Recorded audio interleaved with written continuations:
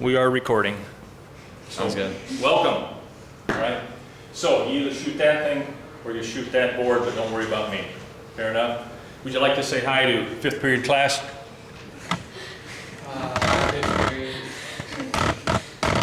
Here's fifth period class. There they are. And here's our cameraman right here. So if something happens wrong, blame it on the cameraman, all right? Are you guys dizzy yet? I could probably make this thing go in circles and make you all dizzy. All right, so there's the cameraman. Welcome, welcome, welcome. We should turn to pray, please. Then the cross is back there. In the name of the Father, and the Son, and the Holy Spirit. Lord, we thank you for another great day. We thank you for the opportunities you provided over Thanksgiving to see family and friends. We ask that you be with this weird biology teacher who's jumping into something. Not sure how this is going to turn out, but we ask you to keep pushing him in the right direction. In Jesus' name we pray. Amen. All right, welcome, welcome. Had a chance to kind of get things a little bit organized here over the weekend and get you guys ready to have some biology. As I've said before, nobody really wanted this situation to occur. Nobody wanted all of this stuff to happen, but it's going to happen. We're going to deal with it. It appears most of you guys have a lot of your assignments turned in, and your grade book is pretty well complete. Is that a decent assumption? Are there some exceptions to that assumption? And you don't have to personally do anything if you're not in that boat, but I think 8th hour is a little bit different. I looked at 8th hour grade book, and there are some situations there where there are a lot of incompletes. And where the fault of the incomplete is, I don't know. I assume probably some fault lies on the student, and probably some fault lies on the teacher. And the truth, I don't know. Okay, but I'm not going to try and figure that out. Mrs. Mitchell and Mrs. Gibb are trying to deal with those kinds of issues. So we are starting here and moving forward. Okay, what's going to happen to your semester grade? I can't tell you right now. Are you a little concerned about that? Probably so. I hope to have more news about that in the future, but right now, you guys appear to be pretty good shape. As I looked at this, I think 13 of the 17 of you are getting A's. That's pretty solid. And not much, no, that was 10 of the 12 of you are getting A's. 13 out of 17 was 5th period. 10 of the 12, 7th period. And 8th period's not on that same boat. There's a lot more incompletes and stuff in that grade, in that class. And why that is, again, I don't know, but I'm not going to try and sort that out. At some point in time, people higher than me are going to sort that out. But anyhow, welcome to biology. We're going to spend time together now until about the middle of January, 15th-ish, somewhere around there is the end of the semester. And from now until then, we're going to cover genetics. And genetics is really fun stuff. I'm kind of excited about this. Like I say, my name is Mr. Long, and I've been teaching science here for a while. If your parents say they had me in class years ago over at senior high, obviously their parents are confused. I'm not that old. I've not been around. Yeah, your parents are old. I mean, so I couldn't have been here long enough to have your parents in class. You know, there were a lot of drugs back when your parents were in school, you know, so they may be confused or something. Because obviously I'm not old enough to have been around that long, right? All right. Still got the jet black hair, right? Yeah.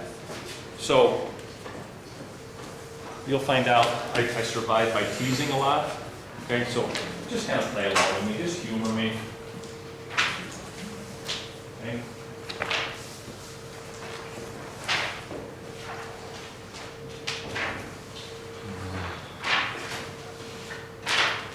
This is a little study guide kind of thing that takes you where we're going here during this genetics unit.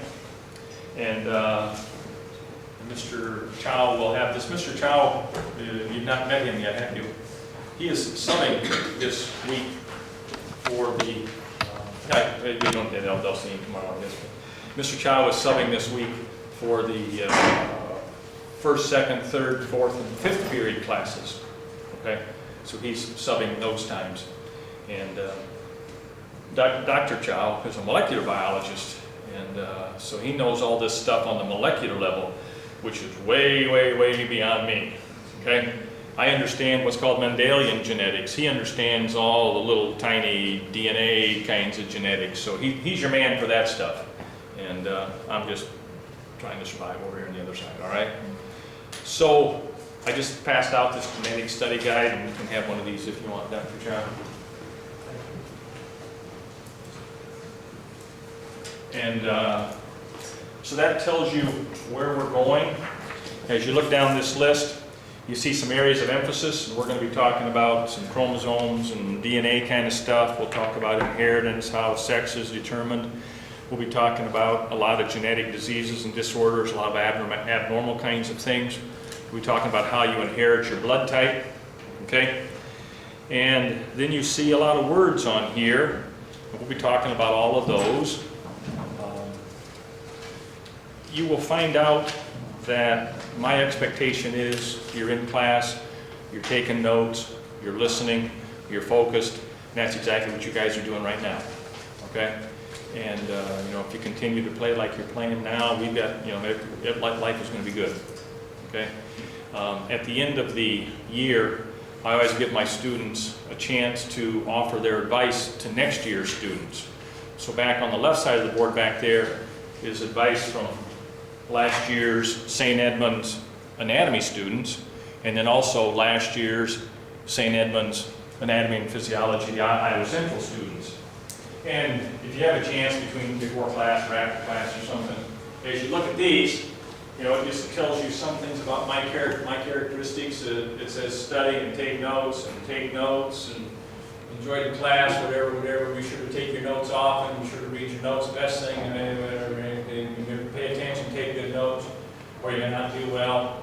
Always take notes, study your notes. Notes and studying are always important in this class. Listen to what Long has to say. A lot of stuff is from the book, so listen. Okay, and that's pretty much true. I'm not going to use your textbook a whole lot.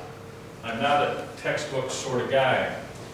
Textbooks, if you're the author of a textbook, you have to write things very specifically and very precisely so that you're right all the time. My job here is to take that information in the textbook, turn it into a form that maybe is a little bit easier to understand. Okay, so I don't use textbook definitions. You're going to take a test during the semester time, during the semester test time, whatever day that is. You'll be taking a genetics test. It'll be a unit test, not a test over the whole semester. Okay, that all make sense? I had a discussion with him before you came in, Dr. Chow, about up to this point, and you're facing the same situation in those morning classes. You don't know how the grade book was put together. There are gaps in there, and so you're trying to deal with those. As I understand it, we're going to get some more direction about that in the future. But right now, there's a lot of gray area there about what we're going to do with all that. You guys have any questions for me? I have, yes, sir. Will our grades from before be altered at all? Will your grades from before be altered? I'm not going to alter them. Will someone else alter them? I don't think so, but that's not set in stone yet. That's not set in stone, and I don't have a good answer for that. Okay? All right. So do I have 12 students in here? 1, 2, 3, 4, 5, 6, 7, 8, 9, 10, 11, 12, 12 students. So let me take roll here. And just punch, save. All right. The second page of this as kind of an introduction to genetics is a little pre-test. There's 20 whatever questions on there. Take about 3 minutes and answer those questions. This is a pre-test. It has no effect on your grade. It's just kind of what do you know about genetics right now.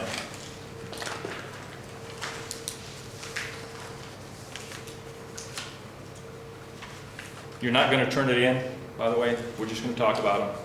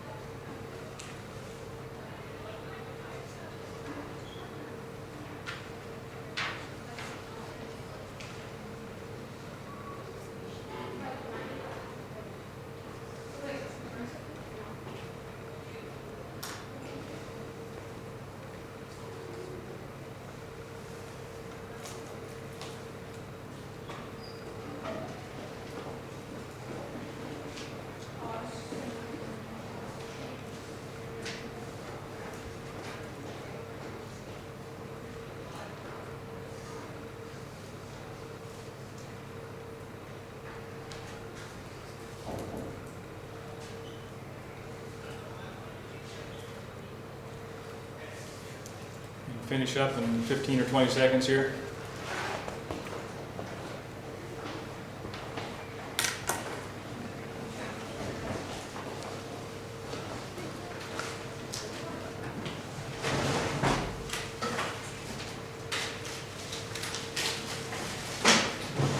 There is a very significant prize for whoever gets the most answers correct, but you're on your own. Good St. Edmund Catholic student honor, okay? You're on your honor here to correct yours correctly. Certain acquired characteristics, such as mechanical skills, may be inherited. True or false? True. The problem with this question is acquired. When acquired means it's something you develop during your life. So we probably have to make that one false. Now, if Dad was a mechanic, do you have a higher chance of being a mechanic? Because of genetics or because of environment? Probably more environment. Okay? Down the road, we'll talk about something called the Minnesota Twin Study, where they took a group of twins that were separated at birth for whatever reason. One twin went one direction, the other twin went the other direction, and in many cases they didn't even know they had a twin. But some research was done. They brought twins back together at age 20 or 25 or 30, whatever they happened to be. They brought them back together later in life. Very interesting. And there were some really, and they asked these twins then thousands of questions and thousands of traits and medical exams and all kinds of stuff. And it's kind of crazy what some of these twins had in common. There was one named the Jim twins, okay? And both of them had part-time jobs as deputy sheriffs. They both married women named Betty.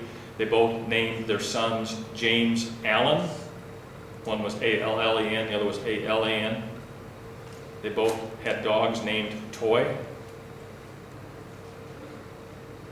Is it genetic what you're going to name your dog? Is it genetic what you're going to name your kid? Or was it just unique because they offered them so many questions? We'll talk about that Minnesota Twin Study down the road. Identical twins are always the same sex. True or false? True. Let's go with true on that one. Why is it true? How'd you get an identical twin? You started out with a fertilized egg cell. There's an egg, okay? And there's the little sperm, so now you have a fertilized egg cell, okay? And how many chromosomes in there? 46. Okay, and about an hour after, excuse me, about 24 hours after fertilization, that thing divides in half. And about 12 hours later, it divides again. And now the divisions start becoming faster and faster. Okay? Does each of those cells have copies of those same 46 chromosomes? Is each of those cells exactly like all of the others? Yes. Okay? And then this thing divides some more, and you have this little ball of cells, which is called a blast, or at this time it's called a morula. And eventually, for whatever reason that's not known, this ball of cells divides into two. By the way, when did that become male or female?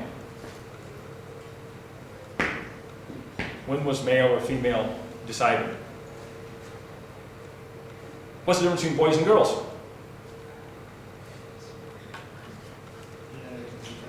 What's the difference between boys and girls? Physical. Boys have long hair or short hair? Girls, yeah, go ahead.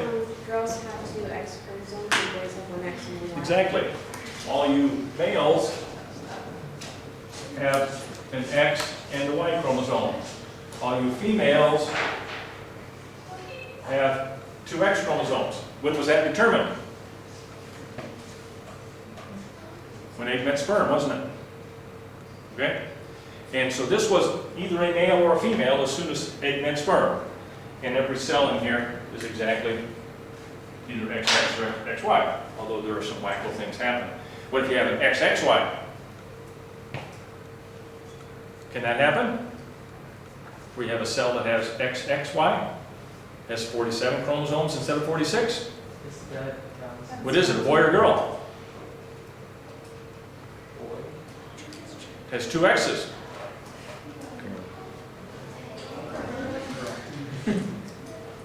Exactly. I don't have the answer there either, by the way, guys. We'll talk about that, though. There's different situations where you can have an extra X or an extra Y, and that changes how things develop. Usually, if you have an extra chromosome, the whole thing miscarries. That's the end of the story.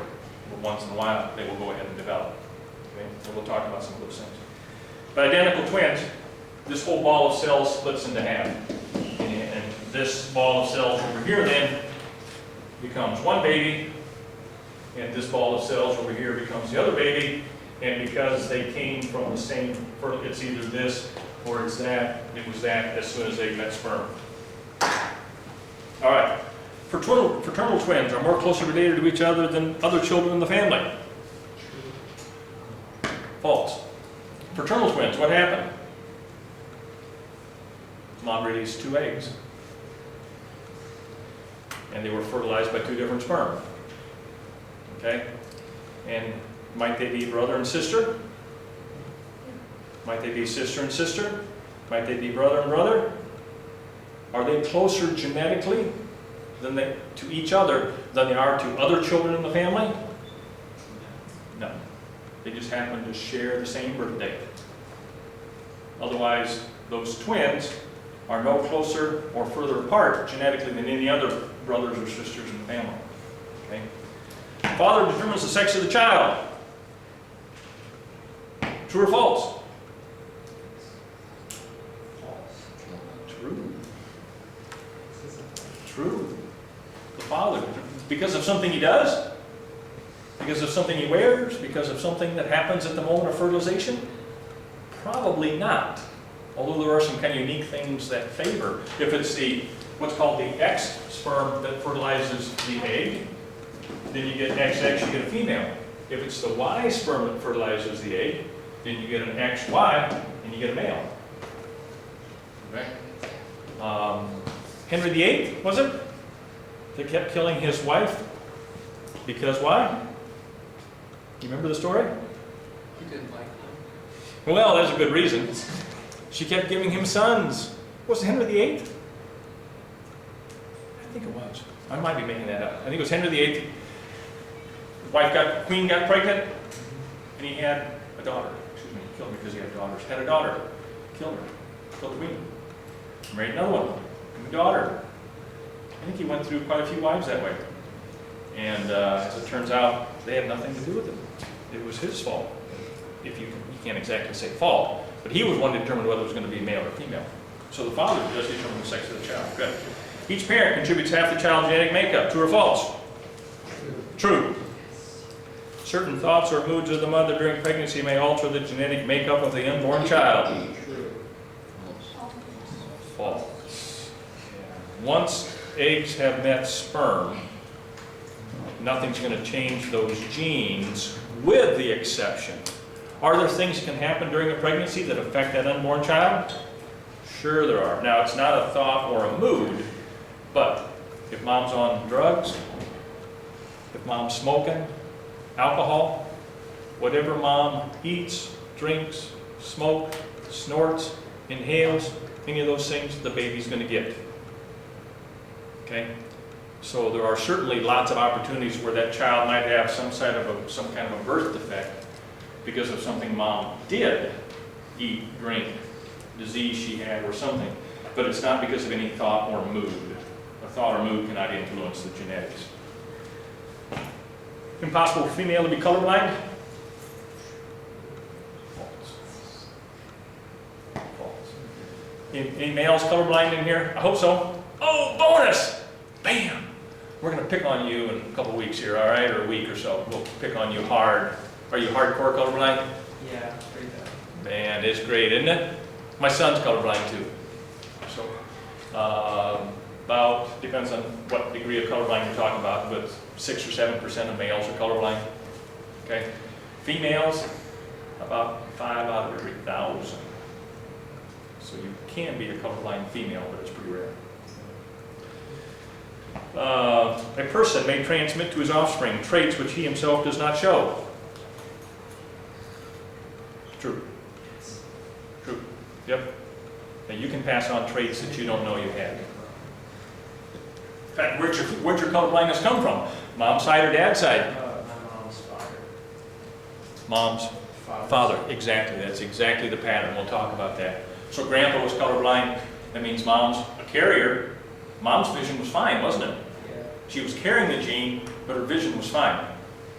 And then she passed it on to you. Identical twins are more closely related genetically than fraternal twins. Very true, according to what we said, that's very true. Children born to a surrogate mother following an embryo transplant may show some of the genetic traits of the surrogate mother along with the traits of the biological mother. What do you think? That's a lot of big words in there. False. False. Yeah. What the heck's a surrogate mother? Yes? So if like a biological mother, like, I don't know. No, I think you're heading right direction. But, So if she like gives up, like if she gets the embryo taken out of her, put in another lady, is that surrogate mother? yeah, probably wouldn't take an embryo out. That would be tough. Let's have this be. Let's transfer this over to dogs. The Catholic Church, I don't think, has a real positive stance on surrogate mothers and such. Okay, I don't want to interfere with the Catholic Church here. We will talk about examples of that. Let's go to a dog first. Here's a collie, and here's my wife has collies. I've got a good dog. I've got a lab. Okay, we had lots of arguments about our dogs, but okay. You've got a male lab and a female lab. Okay, you can take eggs out of this female lab for whatever reason. You can take sperm from the male, and you can have fertilization take place in what's called in vitro fertilization in glassware. It's outside of the body. So now we have all these little lab embryos down here. And this is in the lab. This is in the laboratory. Okay? In glassware. And you can take one of those, put it inside of a female collie. You have to time a lot of things right. It takes a lot of hormones to get everything timed correctly, but you can take this lab embryo, put it inside of a collie. The collie becomes a surrogate mother. Okay? And it means kind of a substitute sort of mother. So she gives, how long's gestation in dogs? I don't know. 3-4 months? You know the answer to that one? I don't recall. I don't remember, yeah. But 3-4 months later, this dog gives birth to a collie or to a lab? Gives birth to a lab. Okay. And where you hear about this happening somewhere, instead of calling this collies and labs, let's call this the actress and the uterus for hire.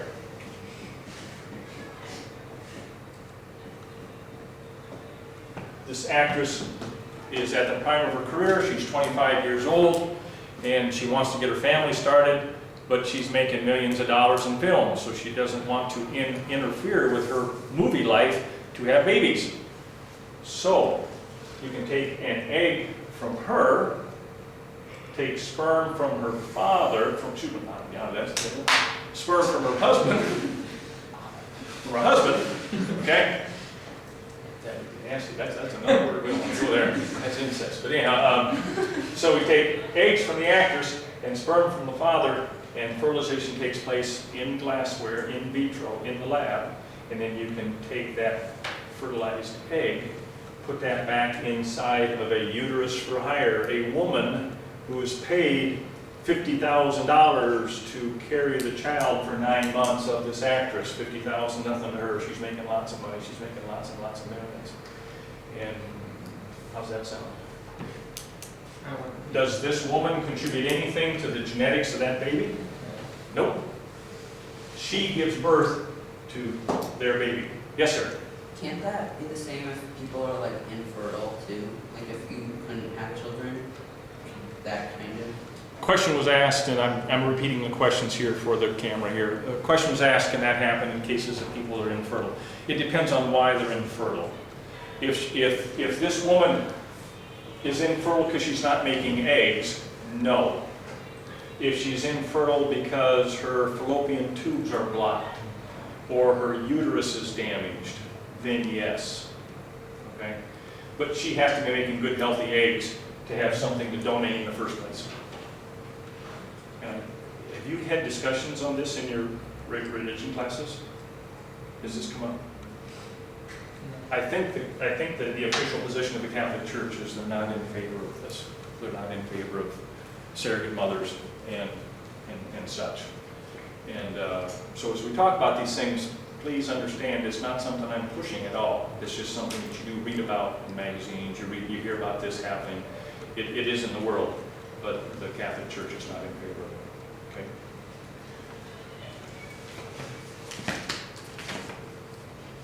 Certain inherited traits may be altered by the position of the moon, stars, and other planets during development. False. False. Do any of you read about whether you are a Virgo or a Leo or a whatever? You read those things every morning kind of, or once in a while? And you're going to have a good day because the stars were here when you were born, or you're going to have a bad day because the stars were here when you were born? I'm sorry, it's a bunch of hooey, isn't it? Or do you believe it? Is it right? Anything could be happening. Yeah, anything could be happening. I think the statements are kind of generic enough that they, they're right often enough that it gives you hope. But in reality, yeah, it had nothing to do. Yeah, indeed, I did this kind of embryo transfer back to 80s, but the species I used was bovine. With cows, Yes. Right, Yes. yeah. Yeah, this is huge with cattle. Yeah, It's huge right now. but now it's like Chinese, they use the largest cloning manufacturing plant in China. They try to use this kind of technology to manipulate, especially for pigs, cattle Yep. production. Yes, this is done with livestock all the time. Very, very, very common. We'll talk about a company called South Dakota. Sioux Center, Iowa? Yeah, What's South Dakota. in South Dakota too? I know I can't think of the name of it, but they will take the very best milk cow, the very best beef cow, and that cow in her life normally would have had 15, 20 kids, 15 or 20 offspring. They can manipulate her ovaries, and that she can genetically have thousands of offspring from the good genetic animal. You can just produce lots and lots and lots and lots of clones of those. Okay? They use hormone to ingest into their. Say it again, please. Use hormone. Oh, hormones, yes. Yeah, to boost the eggs maturation. Yep. They use in vitro fertilization, so they can freeze those embryos into the liquid nitrogen. Yep. So after a while, they just use embryo transfer into another surrogate cow's uterus to make it to become mature. Yep. baby. Yep. Yeah, you can, we harvest 5 or 6 or 7 here. You can harvest 15 or 20, or in the case of cattle, I don't know what the maximum number is in cattle, but you can do this a couple times a year and harvest lots of eggs from them. And you can freeze those, as he said, and use them down the road. Because once you use hormone, there's no seasoned heating. Yeah. So you almost control artificially. Yes. Yeah, it all becomes a very artificial kind of thing, which again, I think is one reason why the Catholic Church, and another reason, if you're talking humans here, you're into the situation where what do you do with the extras? What do you do with the ones that weren't used? And that's a huge issue for anybody, okay? Because that, as soon as they meet sperm, you have a new life right there. And that becomes very controversial. Males are biologically stronger than females. True. How many guys? Let's see, 1, 2, 3, 4, 5, 6 guys and 6 girls. All right, well, we kind of come on. Sorry guys, that's probably a female thing. Females probably biologically stronger. Okay? In the big picture, who's it more important to survive, males or females? Females. In the big picture, what are more important females survive? Why? What do females do? Produce offspring. Give birth to babies. Yeah. Do we need one male for every female? Gotta be careful, I don't get in trouble with the church here again. Do we need one male for every female? No. Okay. But females are the ones that are probably biologically tougher because they have to go through the pregnancy and the birth, and they're developed, they're equipped to nourish the baby and such. And it's more important that females survive than males, actually. And quite often they're biologically tougher. Any family can have twins, even if they're not in the family.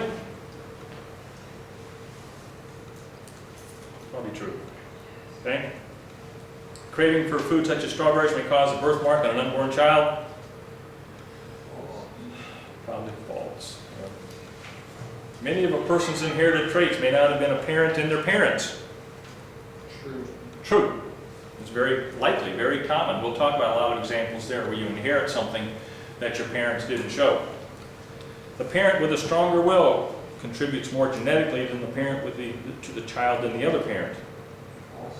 False. Now, are genetics funny? Sure. Got 3 kids. My wife and I have 3 kids. My son is pretty much a clone of me, just a few years younger. Okay. People that see him, he's got a retail store down in Ames. People that walk into the store will look at him and they say, "Are you related to Fran Long?" And they don't even know his name, but they say, "You look a lot like Fran Long." That's probably not good news for him. My oldest daughter probably has a lot of my traits. My youngest daughter's kind of a clone of my wife. Okay? And they got 23 chromosomes from each one of us. But sometimes the children more resemble mom, sometimes more resemble dad. And it has nothing to do with a stronger will. Some genetic diseases are commonly found only in certain nationalities of people. True. Very true. We'll talk about something like Tay-Sachs, which is found in the Jewish community. And we'll talk about a lot of diseases there that have some genetic or have some ethnic origins. Total number of male births exceeds female births each year. True. There's a few tenths of a percent more males born every year than females. And we keep saying flip a coin is 50-50. It's not 50-50, it's more like 51-49. A few more males born, but they don't live as long, right? How, you know, you go over to the marrying home, more grandmas or more grandpas? More grandmas are marrying home than there are grandpas. Women tend to live, what, 6-7 years longer? Biologically stronger? Yes. Right? Maybe so. Okay? Question? The only one thing so far is turn this down because a lot of cases occurred to the female because of the breast cancer. Yeah. So is that's changing now then you're saying? It may sometimes make this kind of ratio changes. Oh, kind of skew that a little bit? Yes. Yeah, it could. All of us have some type of genetic abnormality. Probably true. All of us have probably more than one. And that means that as the cells divided by mitosis, meiosis, a lot of times things happen where they don't divide the way they're supposed to. Sometimes you have a reason for that, and sometimes it just it's just a random happening. But all of us have some sort of genetic abnormality. We just may or may not see it, may not be able to. The effects of certain genetic disorders may be overcome with special diets, etc. True. Okay? When you were all born, you were tested for something called PKU. Anybody got any sugar-free gum in your pocket? Diet pop? Not in your pocket, probably. No sugar-free gum? Next time you look at your sugar-free gum, look at the list of ingredients. Or look at your diet pop, your diet Pepsi. Look at the list of ingredients. It'll say, attention, phenylketonurotics. Contains phenylalanine. That's an amino acid that if you inherit this PKU disease and you eat that sugar-free gum or drink that sugar-free Pepsi, it can cause mental damage. Now, none of you have that. If you did, you would have known about it just a few day or two after you were born. They tested you for it before you ever left the hospital. And you would have had a special diet starting from day one, and chances are it would not have been an issue. If you were not tested for it and did not know about it, it could be a threatening issue. We'll talk about that PKU disease down the road too. But that's one where a special diet can overcome a genetic disease. How do we do? Not well. Who had 5 or more right? 6 or more right? 7 or more? 8 or more? 9 or more? 10 or more? 11 or more? 12 or more? 13 or more? We're cooking. 14 or more? 15 or more correct? 16 or more correct? 17 or more correct? 17 or more? 18 or more correct? Whoa! How many did you get right? I almost 2. So you had 18 correct, and you had 17. 17. Bam! There's our winner. Thank you. All right. Any questions from that? How long do we get to stay today? We get to stay till 1:59. We're about there. All right. Chromosomes. You said every cell in your body. Every cell in your body has 46 chromosomes. Correcto? Correct. Can you see chromosomes with a microscope? Yes, you can. Get a good microscope, you can see chromosomes. Okay?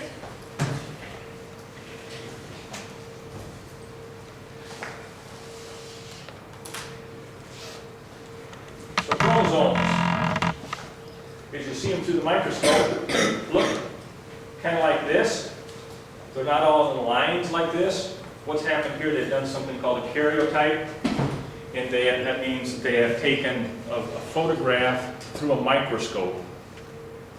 And the chromosomes have just kind of all been random in there. And then they cut out the photograph and piece them back together to put the chromosomes all in order like this. And so here's your first pair, and your second pair, and your third pair. And we'll talk about karyotypes down the road. And is this a male or a female? Man. It has an X and a Y, which makes it a male. And so if it was 2 X's, that would be a female.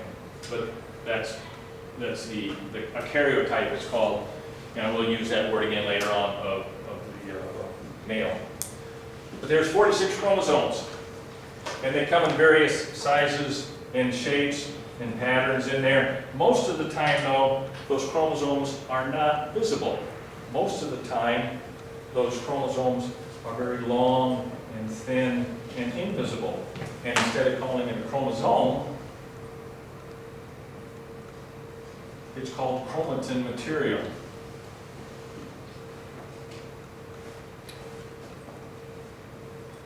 So a chromosome and a chromatin material is exactly the same stuff. The difference is when it's long and thin and invisible, it's chromatin material. When it's short and thick and visible, it's a chromosome. But it's the same stuff. During most of the life of the cell, the yellow stuff in here is the chromatin, and it's very long and thin and invisible.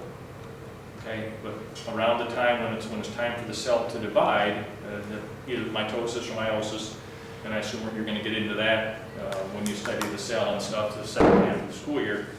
But at that point in time, that very long, thin, invisible chromatin material shortens up and becomes a chromosome. But it's the same stuff. It's just a matter whether you can see it or not. Okay? But those chromosomes are made up of genes, and this kind of attempts to tie all of it together. Here's the chromosomes, there's the chromosome, and it's all in this supercoiled form, and this shows it uncoiled and uncoiled and uncoiled and uncoiled, and we can go a step further than that even, and we can get into the stage right here. And here's this chromosome. You can see the supercoiled nature in there, and it's uncoiled and uncoiled and uncoiled and uncoiled, and eventually you get into the DNA. Okay, so each chromosome is actually one very long strand of DNA. Okay, now when's the last time you talked about DNA at St. Ed's? 7th grade? So it's been a little bit of a while. Okay, here's that DNA. What's important about that stuff? It tells the cell what? What kind of words did you use to describe DNA? I just remember like letters, G, T, A, C, is that right? Yep, GT or ATGC, right? Did you talk about the fact that this is a code? Did you use the word blueprint? Okay, this is the DNA is the blueprint that tells a cell how to make proteins. Okay, and the kind of proteins a cell makes becomes the whole issue to what a cell does and how a cell acts. Okay, that's an issue that we're not going to get into right now. Okay, but you just need to keep in mind the fact that this whole chromosome stuff is based on the DNA. If you take the DNA inside of one cell